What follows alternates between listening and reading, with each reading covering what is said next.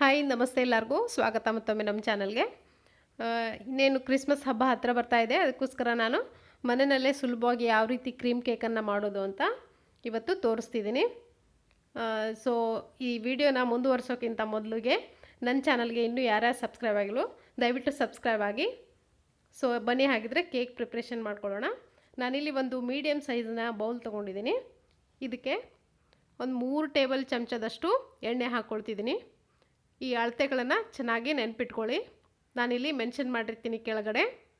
ಹಾಗೆ ಈ 3 ಟೇಬಲ್ ಚಮಚದಷ್ಟು ಅಂದರೆ 1/4ಗೆ 100 ಗ್ರಾಮ್ನಷ್ಟು ನಾನು ಐಸಿಂಗ್ ಶುಗರ್ ತೊಗೊಂಡಿದ್ದೀನಿ. ಐಸಿಂಗ್ ಶುಗರ್ನ ನೀವು ಹೊರಗಡೆಯಿಂದ ತರೋದೇ ಬೆಟರು, ಯಾಕಂದರೆ ಅದು ಚೆನ್ನಾಗಿ ಫೈನ್ ಆಗಿರುತ್ತೆ. ನೀವು ಮನೆಯಲ್ಲಿ ಮಾಡಿಕೊಂಡ್ರೂ ಕೂಡ ಅದನ್ನು ಜರಡಿ ಹಿಡಿಬೇಕಾಗತ್ತೆ. ಈ 100 ಗ್ರಾಮ್ನಷ್ಟು ಐಸಿಂಗ್ ಶುಗರ್ ಹಾಕ್ಕೊಂಡು ಇದನ್ನು ಚೆನ್ನಾಗಿ ನಾನಿಲ್ಲಿ ಕೈಯಿಂದನೇ ಬೀಟರಿಂದ ಮಾಡ್ಕೊಳ್ತಿದ್ದೀನಿ. ನಿಮ್ಮ ಹತ್ರ ಏನಾದರೂ ಇಲೆಕ್ಟ್ರಿಕ್ ಬೀಟರ್ ಏನಾದರೂ ಇದ್ದರೆ ಅದರಿಂದ ಒಂದು 2 ನಿಮಿಷ ಚೆನ್ನಾಗಿ ಬೀಟ್ ಮಾಡ್ಕೊಳ್ಳಿ. ನಾನು ಕೂಡ ಇಲ್ಲಿ ಒಂದು 2ರಿಂದ 3 ನಿಮಿಷ ಚೆನ್ನಾಗಿ ಬಿಡ್ದ ಹಾಗೆ ಇದನ್ನು ಬೀಟ್ ಮಾಡ್ಕೊಳ್ತೀನಿ. ಇದು ಕ್ರೀಮಿ ಟೆಕ್ಸ್ಚರ್ ಬರಬೇಕು ಚೆನ್ನಾಗಿ, ಅಲ್ಲಿವರೆಗೂ ಇದನ್ನು ಚೆನ್ನಾಗಿ ಬೀಟ್ ಮಾಡ್ಕೊಳ್ಳಿ. ನೋಡಿ ಈ ಟೆಕ್ಸ್ಚರ್ ಬಂದರೆ ಇದು ಸಾಕು.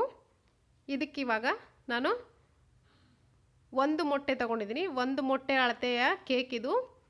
1 ಮೊಟ್ಟೆನ ಹಾಕ್ಕೊಳ್ತಿದ್ದೀನಿ. ಮೊಟ್ಟೆ ಹಾಕ್ಕೊಂಡಾದ್ಮೇಲೆ ಅದನ್ನು ಕೂಡ ಚೆನ್ನಾಗಿ ಬೀಟ್ ಮಾಡ್ಕೊಳ್ಳಿ. 3ರಿಂದ 4 ನಿಮಿಷ ಬೀಟ್ ಮಾಡ್ಕೊಳ್ಬೇಕಾಗತ್ತೆ ಹ್ಯಾಂಡ್ ಬೀಟರಿಂದ. ಎಲೆಕ್ಟ್ರಿಕ್ ಬ್ಲೆಂಡರ್ ಇದ್ದರೆ ಅದರಿಂದ ಒಂದು 2ರಿಂದ 3 ನಿಮಿಷ ಮಾಡಿಕೊಂಡ್ರೆ ಸಾಕು. ಇದು ಕೈಯಿಂದ ಮಾಡ್ತಿರೋದ್ರಿಂದ ಇದನ್ನು ಚೆನ್ನಾಗಿ ಬೀಟ್ ಮಾಡ್ಕೊಳ್ಬೇಕಾಗತ್ತೆ. ಎಷ್ಟು ಚೆನ್ನಾಗಿ ಬೀಟ್ ಮಾಡ್ಕೊಳ್ತಿರೋ ಇದನ್ನು ಅಷ್ಟು ಚೆನ್ನಾಗಿ ನಿಮಗೆ ಕೇಕು ಫ್ಲಫಿಯಾಗಿ ಸ್ಪಾಂಜಿಯಾಗಿ ಬರುತ್ತೆ. ಸೊ ನೋಡಿ ಈ ಟೆಕ್ಸ್ಚರಲ್ಲಿರಬೇಕಿದು. ಚೆನ್ನಾಗಿ ಒಂದು 2ರಿಂದ 3 ನಿಮಿಷ ಮಾಡ್ಕೊಳ್ಳಿ. ಇದಾದಮೇಲೆ ಇದಕ್ಕೆ ಮೈದಾ ಹಾಕ್ಕೊಳ್ತಿದ್ದೀನಿ. ಮೈದಾನ ನಾನು 1 ಮೊಟ್ಟೆ ಅಳತೆಗೆ 1 ಕಪ್ನಷ್ಟು ಮೈದಾ ತೊಗೊಂಡಿದ್ದೀನಿ. ಮೈದಾನ ಒಂದೇ ಸರಿ ಹಾಕ್ಲಿಕ್ಕೆ ಹೋಗಬೇಡಿ, 2 ಬ್ಯಾಚ್ ಆಗಿ ಹಾಕ್ಕೊಳ್ಳಿ. ಇದರ ಜೊತೆಗೆ ನಾನು 1.5 ಟೀ ಚಮಚದಷ್ಟು ಬೇಕಿಂಗ್ ಪೌಡರ್ ಹಾಕ್ಕೊಳ್ತಿದ್ದೀನಿ.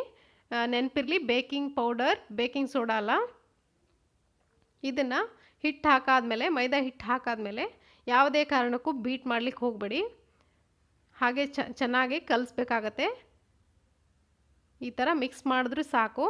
ಆ ಹಿಟ್ಟಿನಲ್ಲಿ ಯಾವುದೇ ಲಮ್ಸ್ ಇಲ್ಲದೆ ಇರೋ ಆ ಥರ ಈ ಥರ ಚೆನ್ನಾಗಿ ಕಲಿಸಿದ್ರೆ ಸಾಕು.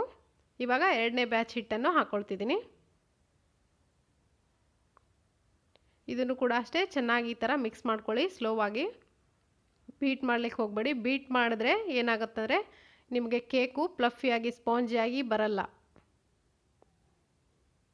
ನೋಡಿ ಇಲ್ಲಿ ಈ ಟೆಕ್ಸ್ಚರಲ್ಲಿರಬೇಕು. ಈ ಥರ ಕೈಯಿಂದ ಎತ್ತಿ ಬಿಟ್ಟರೆ ಈಸಿಯಾಗಿ ಅದು ಬೀಳಬೇಕು. ಆ ಟೆಕ್ಸ್ಚರಲ್ಲಿ ಇರಬೇಕು ಕೇಕ್ ಬ್ಯಾಟರು. ನಿಮಗೇನಾದರೂ ಗಟ್ಟಿ ಅಂತ ಅನಿಸಿದರೆ ಸ್ವಲ್ಪ ಹಾಲು ಹಾಕ್ಕೊಂಡು ಕಲಿಸ್ಕೊಳ್ಬೋದು, ಏನೂ ತೊಂದರೆ ಇಲ್ಲ. ಇವಾಗ ನಾನಿಲ್ಲಿ ಇದಕ್ಕೆ 2ರಿಂದ 3 ಡ್ರಾಪ್ಸು ವೆನಿಲಾ ಎಸೆನ್ಸ್ ಹಾಕ್ತಾಯಿದ್ದೀನಿ. ವೆನಿಲಾ ಎಸೆನ್ಸ್ನ ಜಾಸ್ತಿ ಹಾಕ್ಲಿಕ್ಕೆ ಹೋಗಬೇಡಿ, ಅದೇ ಫ್ಲೇವರ್ ಆಗುತ್ತೆ ಕೇಕು, ಆಮೇಲೆ ತಿನ್ನೋಕ್ಕಾಗೋದಿಲ್ಲ. ಇಲ್ಲಿ ನಾನು 3ರಿಂದ 4 ಡ್ರಾಪ್ಸ್ ಹಾಕಿದ್ದೀನಿ, ಅದೇ ಫ್ಲೇವರ್ ಆಗಿತ್ತು.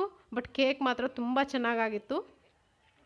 ಸೊ ಇವಾಗ ನಾನು ಇಲ್ಲಿ ಕೇಕ್ ಟಿನ್ಗೆ ಸ್ವಲ್ಪ ಬೆಣ್ಣೆನ ಗ್ರೀಸ್ ಮಾಡ್ಕೊಳ್ತಿದ್ದೀನಿ. ಇದಾದಮೇಲೆ ಡಸ್ಟಿಂಗ್ ಮಾಡ್ಕೊಳ್ತಿದ್ದೀನಿ ಮೈದಾಯಿಂದ. ನಿಮ್ಮ ಹತ್ರ ಬಟರ್ ಪೇಪರ್ ಇದ್ದರೆ ಬಟರ್ ಪೇಪರ್ ಕೂಡ ಇದರ ಅಳತೆಯಷ್ಟು ಕಟ್ ಮಾಡಿ ಹಾಕ್ಕೊಳ್ಬೋದು. ಇವಾಗ ಈ ಕೇಕ್ ಟಿನ್ಗೆ ಕೇಕ್ ಬ್ಯಾಟರ್ ಹಾಕ್ಕೊಳ್ತಿದ್ದೀನಿ. ಈ ಕೇಕ್ ಬ್ಯಾಟರ್ ಹಾಕಾದ್ಮೇಲೆ ತಕ್ಷಣವೇ ಇದನ್ನು ಕುಕ್ಕರ್ನಲ್ಲಿ ಪ್ಲೇಸ್ ಮಾಡ್ಕೊಳ್ಳೋಣ. ಕುಕ್ಕರನ್ನು 15 ನಿಮಿಷ ಮುಂಚೆ ನಾನು 1 ಕಪ್ನಷ್ಟು ಉಪ್ಪು ಹಾಕಿ ಪ್ರೀ ಹೀಟ್ಗೆ ಇಟ್ಟಿದ್ದೆ. ನೀವು ಕೂಡ ಅದೇ ಥರ ಪ್ರೀ ಹೀಟ್ ಮಾಡ್ಕೊಳ್ಳಿ ಕುಕ್ಕರನ್ನು. ಉಪ್ಪು ಹಾಕ್ಕೊಂಡು, ಉಪ್ಪು ಏನಕ್ಕೆ ಹಾಕೊಳ್ಳೋದಂದರೆ ಪಾತ್ರೆಗಳು ಹಾಳಾಗಬಾರ್ದು ಅಂತ ಉಪ್ಪು ಹಾಕ್ಕೊಳ್ಳೋದು. ಅದಾದಮೇಲೆ ಇದಕ್ಕೆ ಮೇಲ್ಗಡೆ ಪ್ಲೇಸ್ ಮಾಡೋಕ್ಕೆ ಒಂದು ಪಾತ್ರೆನ ಇಟ್ಟಿದ್ದೆ ನಾನು, ಮುಚ್ಚಳನ. ನೀವು ಬೇಕಿದ್ರೆ ರಿಂಗ್ ಕಟ್ಟರು ಅಥವಾ ಪಾತ್ರೆ ಇಡೋ ಯುಟೆನ್ಸಿಲ್ ಇರುತ್ತಲ್ಲ ಅದನ್ನು ಹಾಕ್ಕೊಳ್ಳಿ. ಯಾವುದೇ ರೀತಿ ಕುಕ್ಕರಲ್ಲಿ ಲಿಡ್ಡನ್ನು ಮುಚ್ಚಬೇಕಾದ್ರೆ ವೆಸಲ್ನ ಮತ್ತು ಗ್ಯಾಸ್ಕೆಟನ್ನು ತೆಗೆದು ಕುಕ್ಕರ್ ಲಿಡ್ಡನ್ನು ಮುಚ್ಕೊಳ್ಳಿ. ಸೊ ಇದನ್ನು ಇವಾಗ ಒಂದು 40 ನಿಮಿಷಗಳ ಕಾಲ ಮೀಡಿಯಮ್ ಫ್ಲೇಮ್ನಲ್ಲಿ ಬೇಯಲಿ ಇದು. ಅಲ್ಲಿವರೆಗೂ ನಾನಿಲ್ಲಿ ಕ್ರೀಮ್ನ ರೆಡಿ ಮಾಡ್ಕೊಳ್ತೀನಿ. ಕ್ರೀಮ್ ರೆಡಿ ಮಾಡಲಿಕ್ಕೆ ನಾನು ಇಲ್ಲಿ ಒಂದು ಬೌಲ್ಗೆ 100 ಗ್ರಾಮ್ನಷ್ಟು ಬೆಣ್ಣೆ ತಗೊಂಡಿದ್ದೀನಿ. ಯಾವುದೇ ರೀತಿ ಬಟರನ್ನು ಸಾಲ್ಟೆಡ್ ಬಟರ್ ಯೂಸ್ ಮಾಡಬೇಡಿ. ನಾರ್ಮಲಾಗಿ ಬಟರ್ ಇರುತ್ತಲ್ಲ ಅದನ್ನೇ ಯೂಸ್ ಮಾಡ್ಕೊಳ್ಳಿ.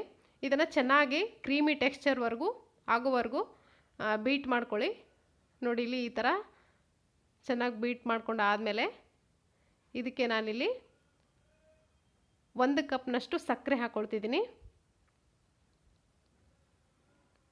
ಸಕ್ಕರೆ ಹಾಕಾದ್ಮೇಲೂ ಕೂಡ ಇದನ್ನು ಚೆನ್ನಾಗಿ ಒಂದು 2 ರಿಂದ 3 ನಿಮಿಷ ಈ ಥರ ಬಿಡ್ದಂಗೆ ತುಂಬಾ ಫಾಸ್ಟಾಗಿ ಈ ಥರ ಬೀಟ್ ಮಾಡ್ಕೊಳ್ಳಿ. ನೋಡಿಲಿ, ಇದನ್ನು ಬೀಟ್ ಮಾಡ್ಕೊಂಡಿದ್ದೀನಿ ನಾನು. ಇದನ್ನು ಪೂರ್ತಿ ತೋರ್ಸೋಕೆ ಹೋದರೆ ನಿಮಗೆ ಟೈಮ್ ವೇಸ್ಟ್ ಆಗುತ್ತೆ. ಸೊ ಅದಕ್ಕೋಸ್ಕರ ನಾನು ಇಲ್ಲಿ 2 ರಿಂದ 3 ನಿಮಿಷ ಬಿಡ್ದ ಹಾಗೆ ಬೀಟ್ ಮಾಡ್ಕೊಂಡಿದ್ದೀನಿ. ಕ್ರೀಮ್ ಈಗ ರೆಡಿಯಾಗಿದೆ. ಇವಾಗ ಈ ಕುಕ್ಕರನ್ನು ತೆಗೆದು ನೋಡೋಣ. 40 ನಿಮಿಷ ಆಗಿದೆ. ನೋಡಿ ಇಲ್ಲಿ ಎಷ್ಟು ಚೆನ್ನಾಗಿ ಕೇಕು ಉಬ್ಕೊಂಡು ಬಂದಿದೆ. ಇದನ್ನು ಟೆಸ್ಟ್ ಮಾಡೋಣ. ನೋಡಿ ಇಲ್ಲಿ ಚೆನ್ನಾಗಿ ಎಲ್ಲ ಬೆಂದಿದೆ ಕೇಕು. ಇದನ್ನು ನಿಧಾನವಾಗಿ ಬಟ್ಟೆಯಿಂದನೋ ಅಥವಾ ನಿಮಗೆ ಯಾವ ಥರ ಅನುಕೂಲ ಆಗುತ್ತೋ ಆ ಥರ ತೆಗೀರಿ. ತೆಗೆದಾದ್ಮೇಲೆ ಇದನ್ನು ಸ್ವಲ್ಪ ಹೊತ್ತು ಆರೋಕ್ಕೆ ಬಿಟ್ಬಿಡಿ. ಇದು ಆದಮೇಲೆ ಇದನ್ನು ಇವಾಗ ತೆಗಿಯೋಣ. ಈ ಥರ ಚಾಕುವಿನ ಸಹಾಯದಿಂದ ಕೇಕನ್ನು ತೆಕ್ಕೊಳ್ಳಿ.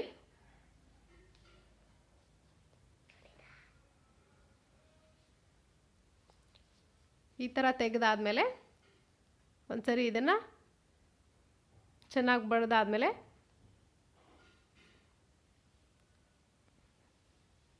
ನೋಡಿ ಇಲ್ಲಿ ಕೇಕ್ ಎಷ್ಟು ಚೆನ್ನಾಗಿ ಬಂದಿದೆ. ಇವಾಗ ನಾನಿಲ್ಲೇ ಮೇಲ್ಗಡೆ ಲೇಯರ್ ಚೆನ್ನಾಗಿ ಉಬ್ಕೊಂಡಿದೆಯಲ್ಲ ಅದನ್ನು ಕಟ್ ಮಾಡ್ಕೊಳ್ತಿದ್ದೀನಿ ಚಾಕುವಿಂದ.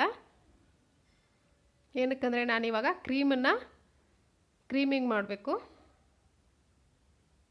ಸೊ ಇದನ್ನು ಕೂಡ ಬಳಕೆ ಮಾಡ್ತೀನಿ ನಾನು. ಹೇಳ್ತೀನಿ ಆಮೇಲೆ ಯಾವ ರೀತಿ ಇದನ್ನು ಬಳಕೆ ಮಾಡ್ತೀನಿ ಅನ್ನೋದನ್ನು. ಸೊ ನೋಡಿ ಇಲ್ಲಿ ಎಷ್ಟು ಚೆನ್ನಾಗಿ ಫ್ಲಫಿಯಾಗಿ ಬಂದಿದೆ ಕೇಕು. ಇವಾಗ ಈ ಕ್ರೀಮ್ ಕೂಡ ರೆಡಿಯಾಗಿದೆ. ಇದಕ್ಕೆ ಇವಾಗ ಕ್ರೀಮಿಂಗ್ ಮಾಡ್ಕೊಳ್ಳೋಣ. ಕ್ರೀಮಿಂಗ್ ಮಾಡ್ಕೊಳ್ಳೋಕ್ಕಿಂತ ಮುಂಚೆ ಇದನ್ನು ಚೆನ್ನಾಗಿ ಪ್ಲೇಸ್ ಮಾಡ್ಕೊಳ್ಳೋಣ. ನಾನಿಲ್ಲಿ ಒಂದು ಪಾತ್ರೆಗೆ ಒಂದು ಪ್ಲೇಟನ್ನು ಉಲ್ಟಾ ಹಾಕಿ ಇದ್ರ ಮೇಲ್ಗಡೆ ನಾನಿವಾಗ ಕೇಕ್ ಇಟ್ಟಿದ್ದೀನಿ. ಕೇಕ್ ಮೇಲೆ ನಾನಿಲ್ಲಿ ಶುಗರ್ ಸಿರಪ್ ಹಾಕ್ಕೊಳ್ತಿದ್ದೀನಿ. ಒಂದು ಬೌಲ್ಗೆ ಸ್ವಲ್ಪ ನೀರು ಹಾಕ್ಕೊಂಡು ಅದಕ್ಕೆ ಸಕ್ಕರೆ ಪೌಡ್ರ್ ಹಾಕ್ಕೊಂಡು ಇದ್ರ ಮೇಲ್ಗಡೆ ಹಾಕ್ಕೊಳ್ಳಿ. ಇವಾಗ ಇದಕ್ಕೆ ಕ್ರೀಮಿಂಗ್ ಮಾಡ್ಕೊಳ್ಳೋಣ. ಈ ಥರ ಚಾಕು ಇದ್ದರೆ ಚಾಕುವಿನ ಸಹಾಯದಿಂದ ಮಾಡ್ಕೊಳ್ಳಿ.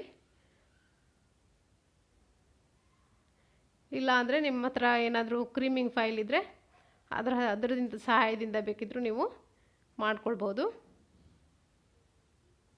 ಈ ಥರ ಚೆನ್ನಾಗಿ ಫಿನಿಶಿಂಗ್ ಮಾಡ್ಕೊಳ್ಳಿ. ತುಂಬ ಸುಲಭ ಮಾಡೋದು. ಇದು ವಿಡಿಯೋ ಸ್ವಲ್ಪ ಲಾಂಗ್ ಆಗಿದೆ, ದಯವಿಟ್ಟು ಕ್ಷಮಿಸಿ. ನಿಮಗೆ ಬೇಜಾರಾಗಿದ್ದರೆ ಇದು ಲಾಂಗ್ ಪ್ರೊಸೆಸ್, ಇದು ಕೇಕ್ ಮಾಡೋದು, ಕ್ರೀಮಿಂಗ್ ಮಾಡೋದು. ಅದಕ್ಕೋಸ್ಕರ ನಾನು ಡೀಟೇಲಾಗಿ ಹೇಳೋಕ್ಕೋಸ್ಕರ ಇದನ್ನು ಸ್ವಲ್ಪ ಜಾಸ್ತಿ ಮಾಡಿದ್ದೀನಿ ಟೈಮಿಂಗನ್ನು. ನಿಮಗೆ ಬೋರ್ ಆಗಿದರೆ ದಯವಿಟ್ಟು ಕ್ಷಮಿಸಿ. ನೋಡಿ ಇಲ್ಲಿ ನಾನು ಮೇಲ್ಗಡೆ ಲೇಯರನ್ನು ಚೆನ್ನಾಗಿ ಫಿನಿಶಿಂಗ್ ಮಾಡಿದ್ದೀನಿ. ಇವಾಗ ಸುತ್ತಲೂ ಕ್ರೀಮನ್ನು ಹಚ್ಕೊಳ್ತಿದ್ದೀನಿ. ಈ ಥರ ಸುತ್ತಲೂ ಕೂಡ ಹಚ್ಕೊಂಡಾಗಿದೆ ನೋಡಿ ಇಲ್ಲಿ. ಇವಾಗ ಈ ಕೇಕ್ ಲೇಯರನ್ನು ಏನು ತಗೊಂಡಿದ್ವಿ ಮೇಲ್ಗಡೆ ಅದನ್ನು ಚೆನ್ನಾಗಿ ಪುಡಿ ಮಾಡಿ ಈ ಸೈಡಲ್ಲಿ ಈ ಥರ ಹಚ್ಕೊಳ್ಳಿ. ಅದು ಕೂಡ ವೇಸ್ಟ್ ಆಗಬಾರ್ದು. ಅದು ಕೂಡ ನಿಮಗೆ ತಿನ್ನಲಿಕ್ಕೆ ಆಗುತ್ತೆ. ಸೊ ಈ ಉಳಿದಿರೋ ಕ್ರೀಮನ್ನು ಏನು ಮಾಡೋದಂದರೆ ಇದಕ್ಕೆ ನಿಮ್ಮ ಹತ್ರ ಯಾವುದೇ ಕಲರ್ ಇದ್ದರೂ ಅದಕ್ಕೆ ಕಲರ್ ಮಿಕ್ಸ್ ಮಾಡ್ಕೊಳ್ಳಿ. ಸೊ ಈ ಫುಡ್ ಕಲರನ್ನೇ ಬಳಸಿ ನಾನಿಲ್ಲಿ ಆರೆಂಜ್ ಕಲರನ್ನು ಹಾಕ್ಕೊಳ್ತಿದ್ದೀನಿ. ಅದನ್ನು ಕೂಡ ಹಾಕ್ಕೊಂಡು ಚೆನ್ನಾಗಿ ಬೀಟ್ ಮಾಡ್ಕೊಳ್ಳಿ. ಸೊ ಇಲ್ಲಿ ನನ್ನ ಹತ್ರ ಯಾವುದೇ ರೀತಿ ಕೇಕ್ ಪೈಪ್ ಇಲ್ಲ. ಅದಕ್ಕೋಸ್ಕರ ನಾನಿಲ್ಲಿ ಅಲ್ಯೂಮಿನಿಯಂ ಫೈಲ್ ತಗೊಂಡು ಅದನ್ನು ತ್ರಿಕೋನ ಆಕಾರಕ್ಕೆ ಕಟ್ ಮಾಡಿಕೊಂಡು ಈ ಥರ ನಾನು ಫೋಲ್ಡ್ ಮಾಡಿಕೊಂಡು ಇದಕ್ಕೆ ಕ್ರೀಮಿಂಗ್ ಮಾಡ್ತೀನಿ ಇವಾಗ.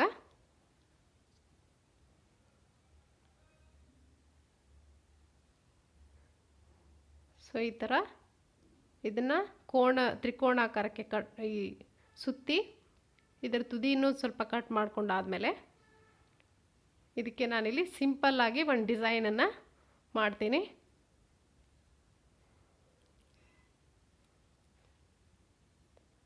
ಸೊ ನೀವು ಕೂಡ ಈ ಥರ ನಿಮ್ಮ ಮನೆಯಲ್ಲಿ ಮಕ್ಕಳಿದ್ದರೆ ಅವ್ರಿಗೆ ಮಾಡಿಕೊಡಿ. ತುಂಬ ಖುಷಿಯಾಗಿ ಇಷ್ಟಪಟ್ಟು ತಿಂತಾರೆ. ತುಂಬ ಪರ್ಫೆಕ್ಟಾಗಿ ಬರುತ್ತೆ ಕೇಕು. ಇದೇ ವಿಧಾನದಲ್ಲಿ ಮಾಡ್ಕೊಳ್ಳಿ, ತುಂಬ ಚೆನ್ನಾಗಿರುತ್ತೆ. ನೋಡಿ ಇಲ್ಲಿ ಈ ಥರ ನಾನು ಡಿಸೈನ್ ಮಾಡ್ಕೊಂಡಿದ್ದೀನಿ, ಸಿಂಪಲ್ಲಾಗಿ ಡಿಸೈನ್ ಮಾಡಿದ್ದೀನಿ. ಇದ್ರ ಮೇಲೆ ಸ್ವಲ್ಪ ಟೂಟಿ ಫ್ರೂಟಿ ಕೂಡ ಹಾಕ್ಕೊಳ್ತಿದ್ದೀನಿ. ಸೊ ನೋಡಿದ್ರಲ್ಲ ಯಾವ ರೀತಿ ಮನೆಯಲ್ಲೇ ಈ ಸುಲಭವಾಗಿ ಕ್ರೀಮ್ ಕೇಕ್ ಮಾಡಿದೆ ಅಂತ.